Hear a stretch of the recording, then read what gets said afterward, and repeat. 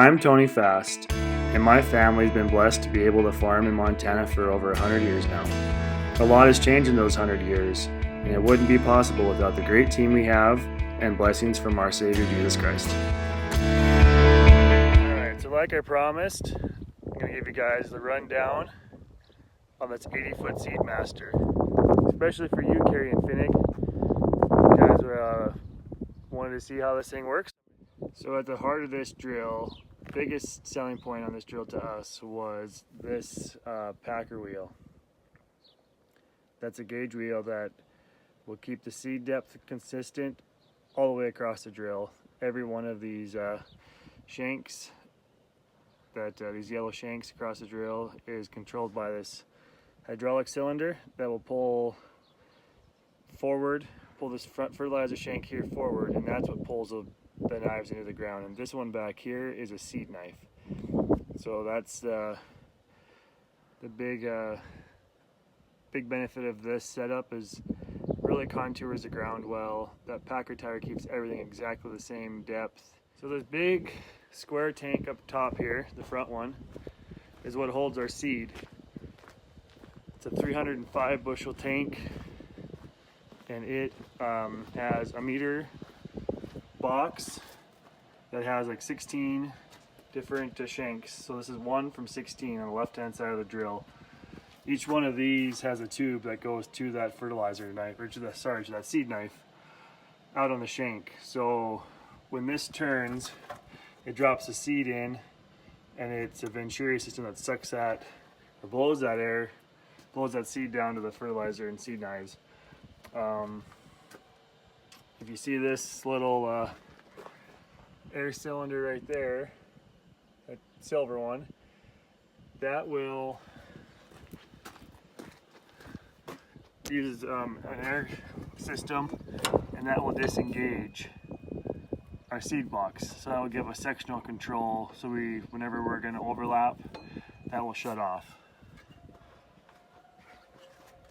You can see all these small black hoses. That's from each seed cup on the meters. There's 80 of them. So it's a 12-inch space drill, 80 feet wide. Every one of those goes down to here, to this back knife. So we have individual meter control per row. Come back to these meters here. Each one of these meters, this part here, can be changed out, and we have, like, this is the one that we seed wheat with. We have ones that are larger cavities in here they'll hold the peas, and we also have a really narrow one that's for the canola and alfalfa. But yeah, that's kind of how that works. Hayden is in the process of putting this new style fertilizer knife on. Has a replaceable tip on the bottom now. The old ones are laying here. We had to replace this whole thing when they wore out, but we got a lot of life out of them. We could run 25,000 acres on a set of these before they had to be replaced. So now the fertilizer knives, they're fed by these distributor towers here, and since this is an 80-foot drill, we have 10 sections, so every tower across the whole drill has 8 tubes coming off of it. They come down out of these towers and follow down to that front knife. And that's fertilizer is placed to the side and below the seed. You can see how they don't line up with each other. So put high rates of fertilizer down with no seed burn with this drill. So now these fertilizer towers have these large 2.5-inch tubes that run all the way back through here, through the hitch, to these meters here. These also have these air cylinders on them that disengage for the sectional control. So there's 10 sections on this cart, and there's 5 on our seed tank. So these will drop drop the metered fertilizer down here, and then this tube, the air pushes it all the way up to the front, to those towers we were looking at before. Huge fans on the back of this thing. We can push up to 350 pounds per acre of fertilizer at 6 miles an hour on this drill.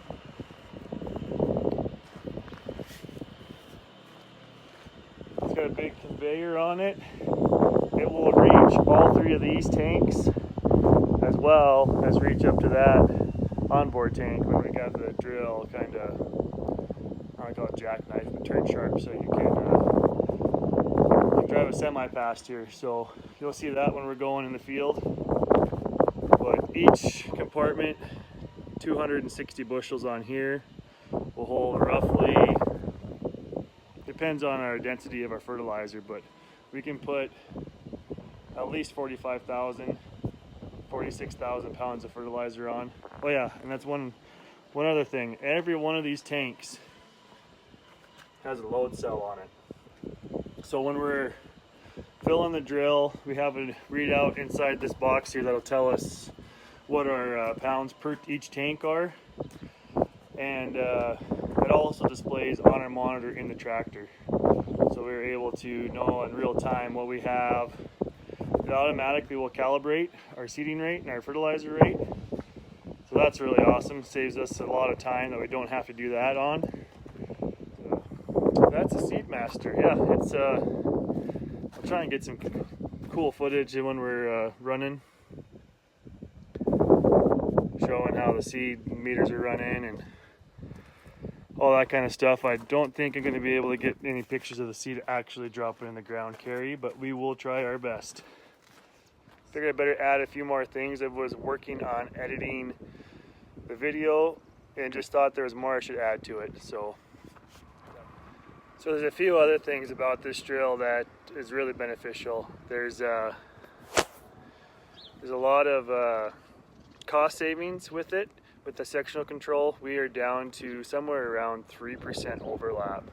Old drill was probably in the 10 to 15% overlap. I'll show you some pictures or some little video of showing how the sectional control shuts off on the edges of the fields and stuff like that. But that saves us a lot of money on our fertilizer. We're not over applying fertilizer where we don't need it and wasting it. It's a cost savings for us, and just kind of being good stewards that way. You can kind of see in this footage here that there's a zigzag overlap between the 2 different angles of the rows, where the outside border rows were seated directly north and south, and then the main part of the field is seated at an angle. But instead of having a whole 80-foot section of the drill seeding into that headlands, we're getting just 10 feet, 16 feet at a time. 8 feet on our fertilizer and 16 feet of the seed. So that's where we gain a lot of cost savings because of our being able to seed at an angle or having odd-shaped fields. That's the biggest savings we see is in those situations. Another big cost savings, when we seed canola, the recommended planting rate normally, like from the Canola Council of Canada, is somewhere like 4 to 5 pounds of seed. Now seed's somewhere around $10 a pound, depending on what variety you plant. So with this drill, the meter is so accurate and spaces that seed out for us. It's almost like a corn planter, but it's not quite that accurate because it's not just a vertical drop. It still has to push it through these hoses to get out to the meters, or from the meters out to the openers. But the seed survival is super high. The live plants we achieve with this drill is way higher than like a regular hoe drill because our depth control is so accurate. So that's a huge savings because we take a 4 or 5 pound seeding rate and take it down to 3.5. So that right there can save us $20 an acre on our inputs. One other thing with this auto calibration with the scales on the tank, we've been able to catch variances in fertilizer that we wouldn't have caught normally. just because say you get something that's a little more powdery, a little bit lighter density, whatever, we're able to figure out that on the fly because if our calibration number starts changing. So maybe we would be under applying or over applying and putting down more than we wanted to. It also, if the meter starts to build up with some fertilizer, our calibration numbers will start changing, and it's something that's been really good to catch problems. Or if we have like a plugged hose, sometimes we've caught that. Well, that's kind of the SeedMaster, I guess. Alright guys, sorry that video got a little long. Just kind of wanted to go over that drill, what we like about it, what features it has, and that kind of stuff. So yeah, next video we have coming out has, oh, let's see, there's some getting the other drill in the yard, winging that thing up.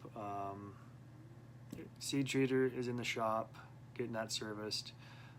And yeah, thanks for watching. And I never really know how to end these videos, so I don't know. Oh, what's this?